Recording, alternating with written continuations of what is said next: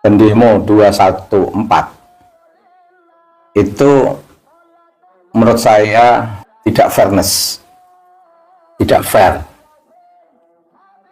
tidak jujur pada diri sendiri, tidak adil dalam pikiran dan tindakan. Mengapa demikian? Dia menuntut seseorang yang dia katakan tidak baik, tapi dia lebih tidak baik lagi, lebih parah dari yang dia tuntut. Ini tentu secara etika tidak fair, menuntut seseorang untuk tidak mengatakan ayam berkokok, yang baru mengatakan sekali, tapi dia justru mengatakan ayam berkokok berkali-kali.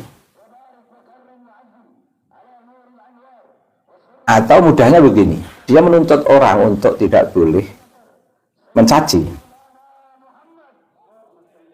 meskipun hanya satu kali cacian,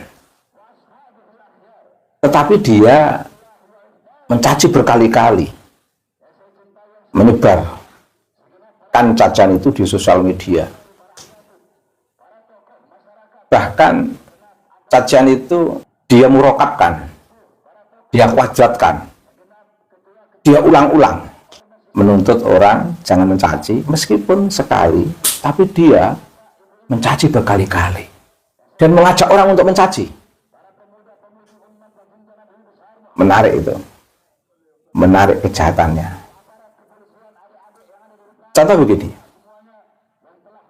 kalau pendemo 214 itu adalah para pendidik, tentu dia pendekatannya bukan pendekatan menyesatkan, tapi meluruskan. Pertanyaannya, pendemo 214 apakah para pendidik, masyarakat, publik, penonton sosial media bisa memahami itu semua tanpa saya katakan apakah mereka pendemo 214 itu pendidik? Jawabannya sangat mudah. Pendidik itu bukan menyesatkan, tetapi meluruskan. Pendidik itu tidak menuntut orang untuk tidak mencaci meskipun sekali, tapi dia mencaci berkali-kali. Pendidik itu tidak seperti itu. Apalagi mengidentifikasi sebagai kelompok yang notabene sebagai pengusung kepahlawanan seseorang yang memang harus lebih mengedepankan nilai-nilai kepahlawanan.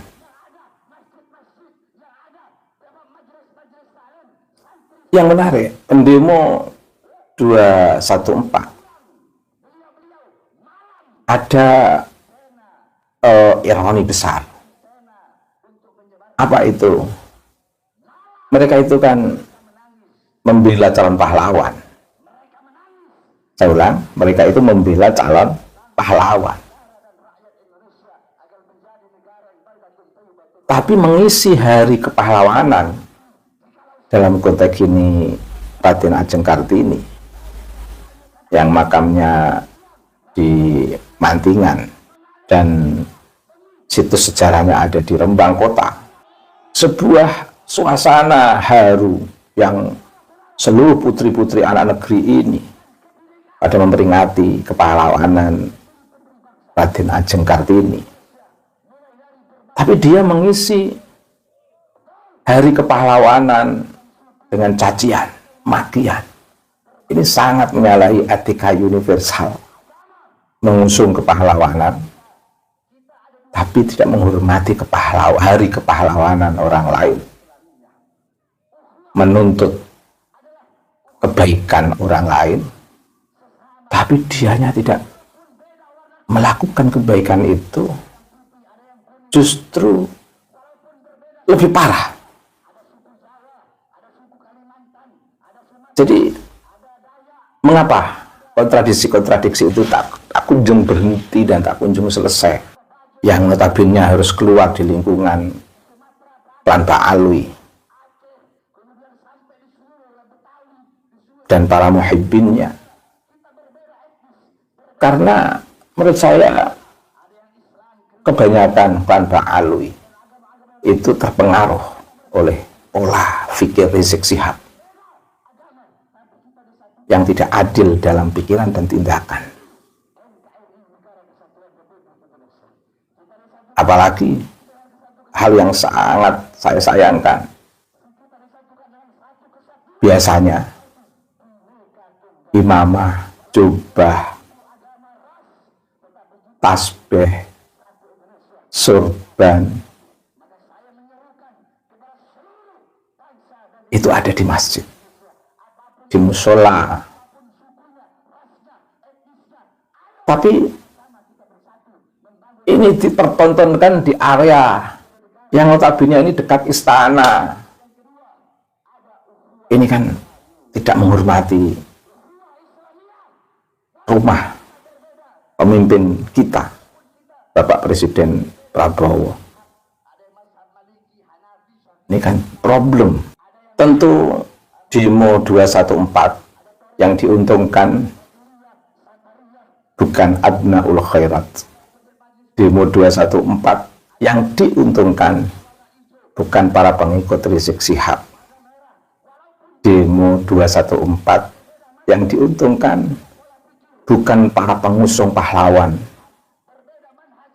Bapak Idrus bin Salim Al-Jufri. Demo 214 yang diuntungkan adalah yang didemo. Mengapa? Yang demo menunjukkan ketakutan yang luar biasa. Mengapa? Ya, demo bukan pada yang didemo langsung, tapi di kepolisian, di Mabes Polri. Mengapa itu terjadi? Karena tidak berani. Itu namanya pinjam tangan. Pinjam tangan Polri. Atau ingin show off, ingin tampil sama publik, biar publik tahu mereka pengikutnya banyak. Oh tidak, justru demo 214 itu menunjukkan mereka nggak punya pengikut.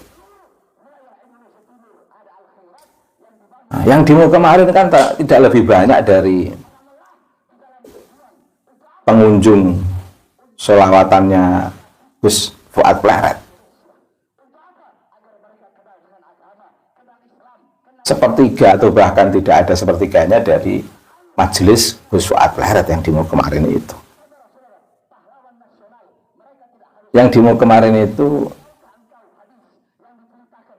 tidak ada sepertiganya santri Kiai Haji Imaduddin Utsman. Yang demo kemarin itu mempermalukan calon pahlawan yang diusung. Yang demo kemarin itu mempermalukan imamah yang dia lingkarkan di kepala, yang konon adalah imamah hasil sanad dari para guru-guru, tapi hasilnya dengan menggunakan cara-cara mencaci, bahkan ditambah menuduh Gus Fuad Pleret sebagai cucu PKI. Apa nggak salah? Apa ada gegabah tuduhan itu? Apa dibenarkan secara moral di lingkungan Klan Pak Alwi menuduh seperti itu? Apa dibenarkan dalam konteks etika universal? Sebuah stereotip kekerasan PKI itu untuk konteks di Indonesia yang betul-betul mengorbankan pribumi, mengadu domba pribumi, yang betul-betul sebagai ideologi transnasional, datangnya dari luar, tapi dituduhkan untuk leluhur Gus Fuad Pleret. Apa benar? Apa tidak salah itu? Siapa yang membawa ideologi komunis di Indonesia itu siapa? Dan negara berpenduduk muslim mana yang pertama ngusung ideologi komunis itu? Ayo pada cerdas semuanya, dijawab. Mudah kok soal ini kok. Soal ujian ini tuh mudah. Kalau mau dibuat ujian sangat mudah dijawab. Siapa yang mengusung ideologi komunis? Apakah ideologi komunis itu ideologi lokal? Apakah ideologi komunis itu ideologi transnasional? Semua menjawab ideologi komunis itu adalah ideologi transnasional.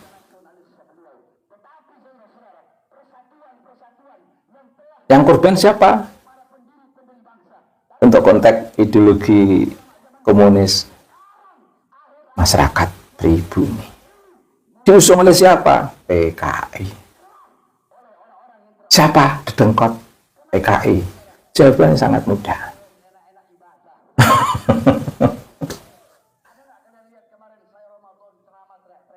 Tetapi membalik fakta. Sementara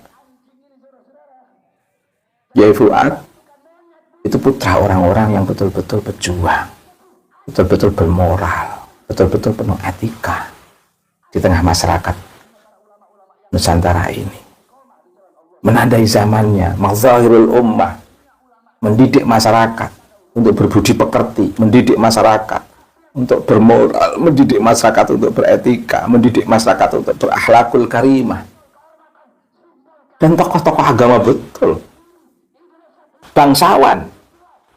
Gus Fuad Pleret itu bangsawan Jawa. Dan Gus Fuad Pleret itu tidak merefleksikan seperti itu kalau tidak ada latar belakang. Itu kan sebuah refleks kegundahan, refleks sebuah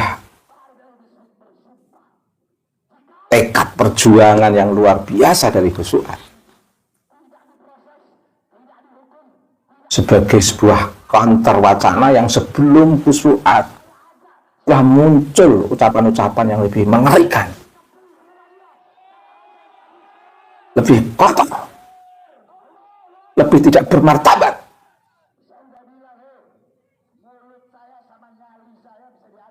Gus Fuad melakukan sebuah refleks, kalau itu dikatakan sebagai sebuah ketidakpantasan, ibarat lisan Jawa, memang tidak pantas. Tapi tuntutannya jauh lebih tidak pantas lagi. Nah, sekarang begini logikanya. Kalau ada seseorang memukuli orang, mukul orang sekali, jebret, tentu kemudian komunitas lain mengatakan ini salah. Memukul orang itu adalah kekerasan. Tapi kemudian komunitas itu main hakim sendiri. Itu juga tidak dibenarkan. Artinya apa? Konkretnya begini saja, daripada terlalu simbolik. Mengatakan Gus Fuad salah mengungkapkan sebuah perkataan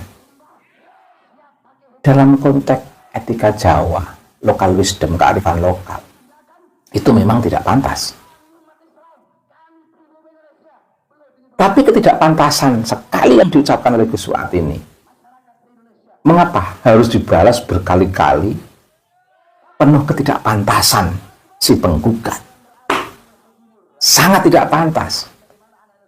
Masih ditambahi cucu PKI, masih ditambahi macam-macam ungkapan, dan diramaikan ketidakpantasan. Gus Fuad Pleret mengakukan ketidakpantasan sendirian sekali ucapan dengan sebuah kata. Tapi pengusung pahlawanan Habib Idrus bin Salim melakukan ketidakpantasan berjamaah. Dan lebih mengerikan lagi ucapan-ucapannya itu. Selain melakukan ketidakpantasan berjamaah, melakukan ketidakpantasan yang diulang-ulang di beberapa sosial media, bahkan direfleksikan dalam sebuah demo, bahkan ditulis pada sebuah spanduk. Satu, ketidakpantasan sebuah kata, dan menurut lokal wisdom itu juga tidak pantas, tapi dijawab oleh penggugat dengan ungkapan yang penuh tidak pantas. Berkali-kali berjamaah dalam suasana demo, ditulis di spanduk-spanduk, dalam sebuah tulisan dan tindakan. Jadi pengusung kepahlawanan Habib Idris bin Salim Al-Jufri yang menggugat Gus Suat Pleret telah melakukan ketidakpantasan dalam pikiran dan dalam tindakan berjamaah berulang-ulang. Lebih tidak pantas lagi menuntut ketidakpantasan Gus Suat Pleret yang diucapkan sekali belum ditulis oleh Gus Suat Pleret, dan itu pun sudah minta maaf.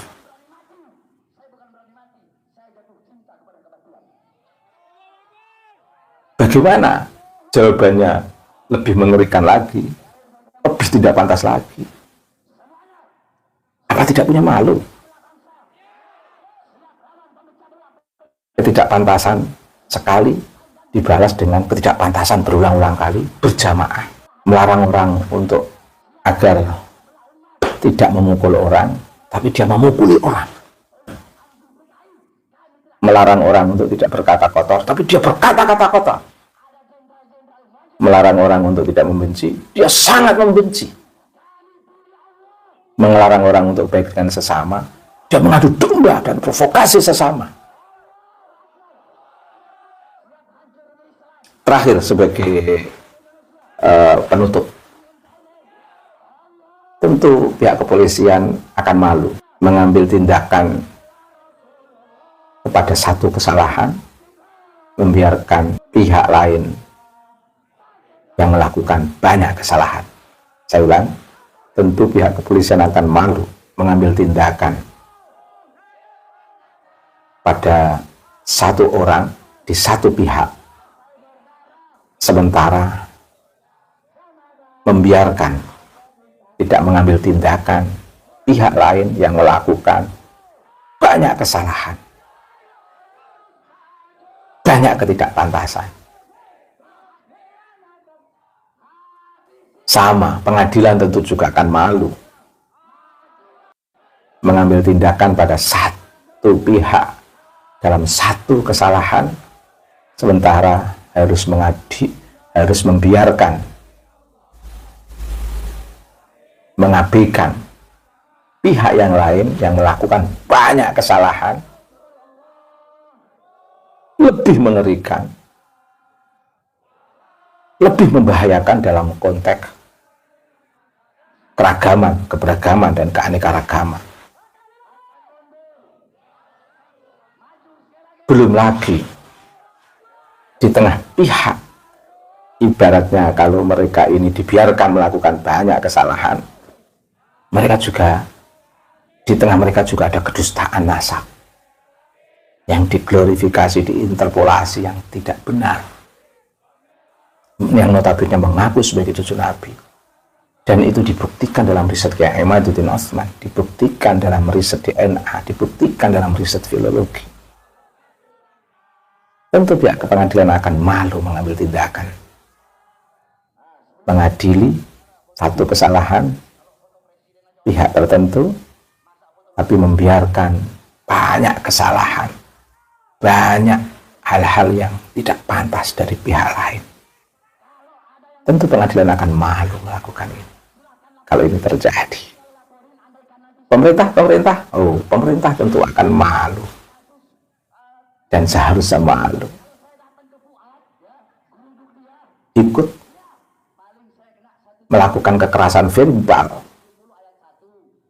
misalnya ini terjadi terhadap satu orang yang melakukan kesalahan di satu pihak, tapi membiarkan pihak lain yang melakukan banyak hal yang tidak pantas dan melakukan kesalahan berjamaah dalam tindakan, dalam selebaran-selebaran. Dan yang lebih mengerikan dari fenomena pendemo 214, mereka berimamah, mereka berjubah, mereka sedang menuntut kepahlawanan seseorang, tapi tidak menghargai hari kepahlawanan orang lain.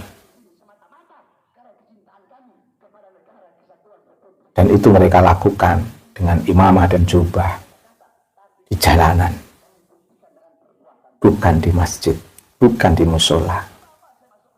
Anehnya, mereka mengidentifikasi sebagai pendakwah, tapi pendekatannya adalah menyesatkan, bukan meluruskan. Pendakwah itu meluruskan, mendampingi, bukan menyesatkan dan menghakimi dan mencaci maki. Pendakwah bukan itu.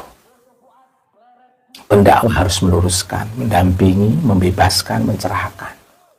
Lah, ini mengaku pendakwah tetapi menghakimi, menyesatkan, persekusi, bahkan mengancam-ancam.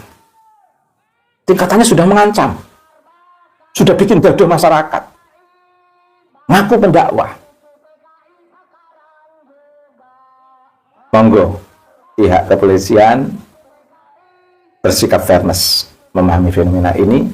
Monggo pihak pengadilan bersikap fairness memahami fenomena ini. Monggo pihak pemerintah bersikap fairness memahami fenomena ini. Sehingga kita akan bersama-sama melakukan sikap yang adil, baik dalam pikiran maupun tindakan. Terima kasih.